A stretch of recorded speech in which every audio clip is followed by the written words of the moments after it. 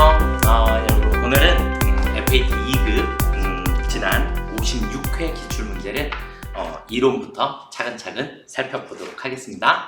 네, 자 이론 1번서부터 한번 보도록 하겠습니다. 다음 중 김대리의 답변에서 알 수 있는 거래에 대한 분석으로 옳은 것은 그랬어요. 항공에 대한 외상매입금 언제 지급했습니까? 그랬더니 방금 전 보통예금 계좌에서 이체 지급하였습니다. 그랬어요. 자, 그러면 일단은 우리가 외상매입금을 갚았다는 얘기죠. 그쵸? 외상매입금을 갚았고 보통예금에서 지급했으니까 우리는 대변에 보통예금이 빠져나갈 거고, 그리고 차변에 가서 외상매입금이 없어지겠죠. 자, 그러면 차변에 외상매입금이 없어졌다는 얘기는 우리 부채가 어떻게 되었다? 감소되었다. 부채가 감소되었다. 보통예금이 나갔다는 얘기는 자산이 감소되었다. 이렇게 보시면 되겠죠? 그쵸? 네. 그래서 정답은 4번이 되겠고요. 자, 그 다음 문제 2번 보도록 하겠습니다. 다음 중 당좌자산으로 분류되지 않는 것은 그랬어요. 우리가 유동자산에는 두 가지로 뭐랑 뭐가 있어요? 당좌자산하고 그리고 재고자산이 있죠.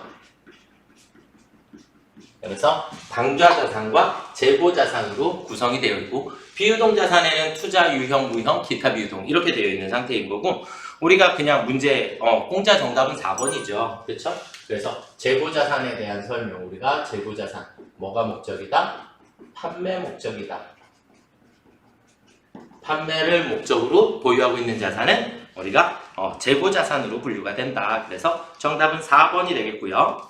자, 그 다음 문제 3번. 다음 중 재무회계에 대한 설명으로 옳지 않은 것은 재무회계, 재무제표의 작성과 표시에 대한 책임은, 모든 책임은 다 누가 진다? 경영자가 지도록 되어 있다. 재무제표의 그러면 이제 우리 3번에서는 재무제표의 종류에는 뭐뭐 있죠? 재무상태표, 그리고 손익계산서,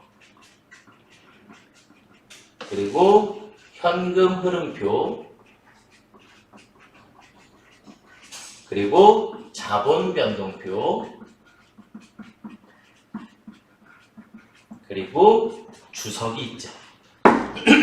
자, 이렇게 재무제표의 종류에는 몇 가지 있다? 5가지가 있다. 재무상태표, 손익계산서, 현금흐름표, 자본변동표, 주석, 이렇게 5가지가 있고, 우리가 특징들을 조금 외우시는 거는 재무상태표만 일정 시점에 해당하고 나머지는 전부 다 일정 기간이다 라고 보시면 되겠고, 그 다음에 현금흐름표만 우리가 현금주의로 작성이 된다.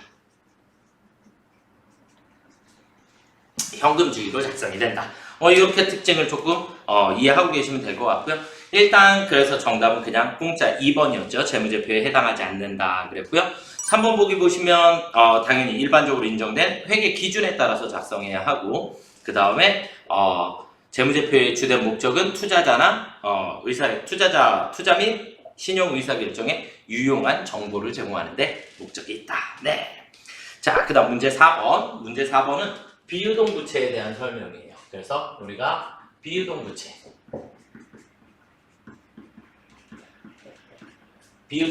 어떻게 외웠죠? 우리 사장퇴. 그래서 사채, 장기차입금, 퇴직급여, 충당부채, 이렇게 3가지로 우리가 비유동 부채로 반드시 외우셔야 돼요. 비유동 부채라고 하는 거 1년 이내에 안 갚아도 되는 부채를 얘기하는 거죠. 그쵸? 그래서 사장퇴 3가지가 있습니다. 그래서 장기비지급금, 그 다음에 퇴직급여, 충당부채, 이렇게 2가지가 비유동 부채에 해당하겠네요. 그래서 8만원 3번이 정답입니다. 자, 그 다음 문제 5번. 다음 중 도소매업을 운영하는 회사의 판매비와 관리비에 해당하지 않는 것은? 그런데 자, 문제 5번은 문제의 질문은 판매비와 관리비인데 우리가 외워야 될 것은 영업의 비용이에요.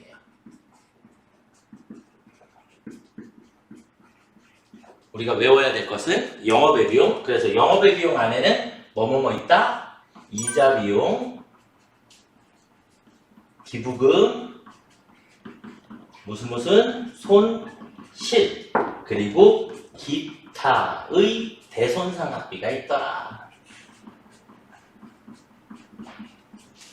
이렇게 우리가 영업외 비용을 외우고 있어야 판매비와 관리비를 물어봤으니까 판매비와 관리비에 해당하지 않는 것은 그럼 영업외 비용을 찾으라는 얘기랑 똑같아요. 그래서 영업외 비용에 해당하는 4번 이자 비용이 정답이 되겠죠. 자, 그 다음 문제 6번 보도록 하겠습니다. 문제 6번은 모든 자산 취득 시 재비용 및 수수료는 어떻게 한다? 원가에 포함. 중요한 건 취득 시에 취득 시 내가 구입할 때 재비용이나 수수료는 원가에 포함한다. 자, 그러면 재고자산의 수량 100개고 단가가 4,500원이니까 그러면 일단 45만원어치를 우리는 매입을 했다. 그쵸? 그 다음 매입 시 운임 10,000원이 들어갔고요. 그 다음에 매입 수수료가 8,000원이 들어갔어요. 그러니까 여기까지는 매입하는 상황이고 그 다음에 판매 수수료는 이 물건을 누군가한테 대신 팔아달라고 했을 때 거기에서 수수료를 지불을 하면 그걸 우리는 판매 수수료라 그래요. 그러니까 이 판매 수수료는 판매 과정에서 발생을 하는 거고 지금은 취득하는 과정에서 들어간 건 운임하고 매입 수수료까지만 포함해 주시면 되겠죠? 그러면 46만 8천원이 정답이 되겠네요. 네, 그래서 3번이 정답이 되겠습니다. 자, 그리고 문제 7번. 문제 7번은 FAT 2급, 1급, 그 다음에 전산회계 2급, 1급, 뭐 세무에서까지도 엄청 중요하게 자주 등장하는 문제고요. 얘는 자, 우리가 매출 원가를 계산을 해야 하는데 우리가 기본적으로 몇 가지를 체크를 일단 먼저 좀 해보도록 하겠습니다. 그러면 일단 우리는 매출액에서 매출 원가를 빼주시면 매출 총이익이 나와요.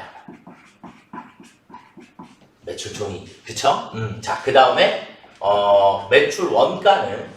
매출 원가는 우리가 기초상품 재고액 플러스 단기순 매입액 마이너스 기말 상품 재고액을 빼줬을 때 우리는 여기에서 매출 원가를 산출할 수 있죠. 양쪽의 합은 무조건 같아야 하고 이 합계 금액을 우리는 뭐라고 부르죠? 판매 가능액이라고 불러요. 판매 가능액. 자, 그러면 이것만 가지고도 이제 어떤 정리가 하나가 되냐면 기말 재고액의 변화에 따라서 기말이 변화를 하면 매출 원가가 움직이게 돼요. 다시 바꾸면 여기는 합계는 똑같으니까 기초랑 매입은 정해져 있는 거고 그 다음에 기말이 작아지면 매출 원가는 커질 수밖에 없겠죠. 기말이 커지면 매출 원가는 작아질 수밖에 없고 자, 그 다음에 여기 있는 매출 원가가 커지거나 작아지게 되면 매출 총 이익의 변화를 가지고 오게 된다. 그래서 얘는 그냥 세트예요. 기말이 커지면 매출 원가는 작아지게 되고 이익은 다시 커지게 된다. 반대로 기말이 작아지면 매출 원가는 커지고 이익은 작아지게 된다. 이게 일단 여러분들 머릿속에 도장처럼 찍혀 있으셔야 합니다. 우리가 회계를 앞으로 계속해서 공부를 할 거면 우리가 반드시 알아두셔야지 되는. 자, 근데 이제 여기에서 이제 재고자산에 우리가 단가 결정 방법에 뭐 개별법, 선입선출법, 후입선출법, 이동평균법 뭐 이런 것들이 나오게 되는데 우리가 제일 단순한 예로 물가가 상승 중이다, 물가가 하락 중이다 이런 표현들을 문제상에서 많이 쓰거든요. 그러다 보니까 지금은 우리 문제 이제 7번으로 가보면 다음 중 물가가 지속적으로 상승하는 경우에 그럼 물가가 상승한다는 얘기는 물건값이 계속 올라가고 있다. 첫 번째 날 우리는 요만큼만 주고 샀는데 두 번째 날은 같은 물건을 조금 더 비싸게 주고 사야 하고 그 다음에는 조금 더 비싸게 주고 사게 된다. 이렇게 개념이에요. 그러면 우리가 기말재고액을 가장 크게 그러면 가장 큰 게 얘가 우리가 예를 들어서 3개를 샀고 그 중에서 2개를 판매한다라고 가정을 하면 그러면 우리는 3개 중에 2개를 팔았는데 기말이 가장 크게 나타나는 단가를 그러면 제일 마지막 거 얘가 기말로 남아야 된다는 얘기죠. 얘가 기말로 남아야 되니까 앞에서 사온 게 나가요? 뒤에서 사온 게 나가요? 그쵸? 앞에 있는 것부터 먼저 나가야 되겠죠? 앞에 있는 것부터 판다. 이걸 우리는 무슨 법? 선입선출법이다 라고 얘기를 하는 거예요. 그래서 물가가 상승 중일 때 기말 재고자산을 가장 크게 계산하는 방법은 선입선출법입니다. 그럼 기말이 조금 커졌다라고 보면 그만큼 매출원가는 줄어들게 된다. 이런 표현이 되고요. 그래서 요만큼은 7번 문제 하나를 위해서가 아니라 우리가 앞으로 재고자산을 배우는데 반드시 필요한 부분이니까 조금 잘 숙지를 하셨으면 좋겠습니다. 그래서 정답은 1번이고요. 자, 문제 8번으로 넘어가 보도록 하겠습니다. 다음 자료를 토대로 결산 시 추가로 계상할 대손충당금은 얼마인가 그랬어요. 그럼 대손충당금은 무조건 얼마만큼 모아야 된다? 퍼센트만큼 모아요. 퍼센트만큼 충당금을 모아라.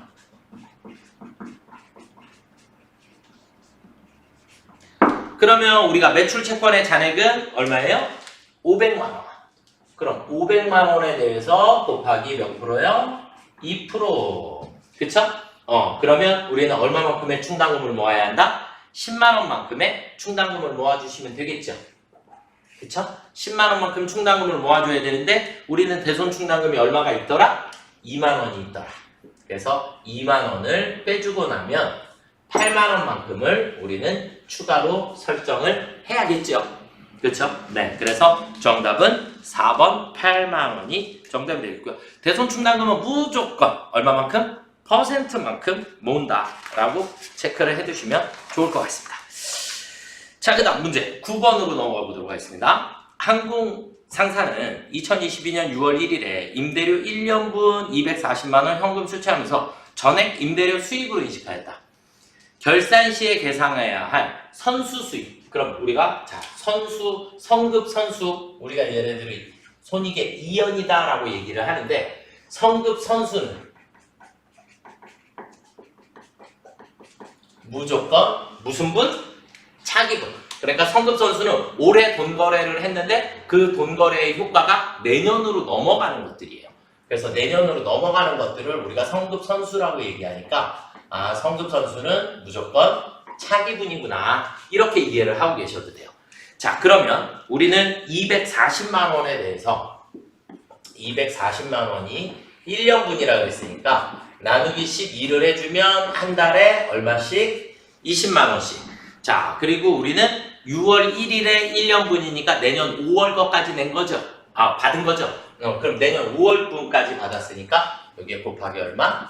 5개월을 해주시면 100만 원의 선수 수익이 나오겠죠. 이해가 되시나요? 네. 그래서 성급 선수는 우리가 머릿속에다가 무조건 성급 선수는 무슨 분이다? 차기분이다 라고 하는 것을 체크를 해주시면 좋을 것 같습니다. 자, 그 다음 문제 10번은 재무상태표에 표시되지 않는 계정은 그랬는데 재무상태표에는 자산, 부채, 자본이 표시가 되죠? 그렇죠? 그래서 정답은 3번 소모품비 비용이니까. 그렇죠? 네, 그래서 3번이 정답이 되겠습니다. 많이 맞으셨나요? 네. 잠시 후에 다시 또 실기 문제를 풀이를 해드리도록 하겠습니다. 우리가 기본적으로 체크한 것들 몇 가지는 반드시 암기를 조금 부탁드리도록 하겠습니다. 수고들 많이 하셨습니다.